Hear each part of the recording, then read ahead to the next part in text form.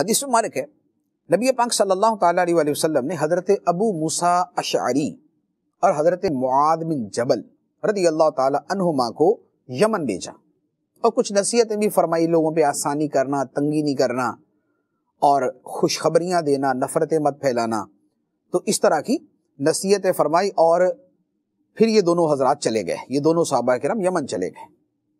اچھا، اب حضرت معاذ بن جبل رضی اللہ تعالیٰ عنہ نے حضرت ابو موسیٰ اشعری سے سوال کیا۔ سوال یہ کیا کہ اے ابو موسیٰ کیف تقرأ القرآن، تم قرآن کیسے پڑھتے ہو، قرآن کی تلاوت کیسے کرتے ہو، کتنی کرتے ہو؟ تو انہوں نے جواب دیا قائما وقاعدا وعلی راحلتی، کہ میں کھڑا بھی تلاوت کرتا ہوں، بیٹھ کے بھی تلاوت کرتا ہوں، اپنی سواری پہ بیٹھا بھی تلاوت کرتا ہوں۔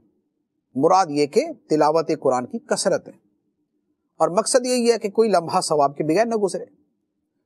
تو حضرت معاذ بن جبل رضی اللہ تعالی عنہ، جنہیں نبی پاک علیہ الصلوۃ والسلام نے اعلمہم بالحلال والحرام فرمایا کہ حلال و حرام کا سب سے زیادہ علم حضرت معاذ بن جبل کے پاس، انہوں نے کیا جواب دیا؟ انہوں نے فرمایا اما انا، جہاں تک میرا تعلق ہے، فرمایا فانام واقوم، میں رات کو سوتا بھی ہوں اور رات میں کچھ وقت عبادت بھی کرتا ہوں۔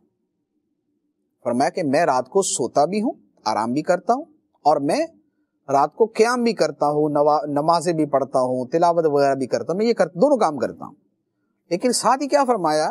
فرمایا فَأَحْتَسِبُ نَوْمَتِي كَمَا أَحْتَسِبُ قَوْمَتِي، فرمایا کہ جیسے میں اپنے رات کے قیام کو، رات کی عبادت کو جیسے میں ثواب سمجھتا ہوں، اسی طرح اپنے سونے کو بھی ثواب سمجھتا ہوں۔ نوافل پڑھنے کو بھی میں ثواب سمجھتا ہوں اور میں اپنے سونے کو بھی ثواب سمجھتا ہوں۔ کیوں؟ کیسے؟ اس لیے کہ سونے کے اندر بھی نیت یہ ہے کہ جب میں سوؤں گا میرے بدن کو راحت ملے گی، میرا بدن جو ہے وہ عبادت کے لیے تیار ہوگا، میرا بدن جو ہے ان کاموں کی ادائیگی کے لیے تیار ہوگا جن کے لیے مجھے نبی پاک صلی اللہ علیہ وسلم نے یمن بھیجا۔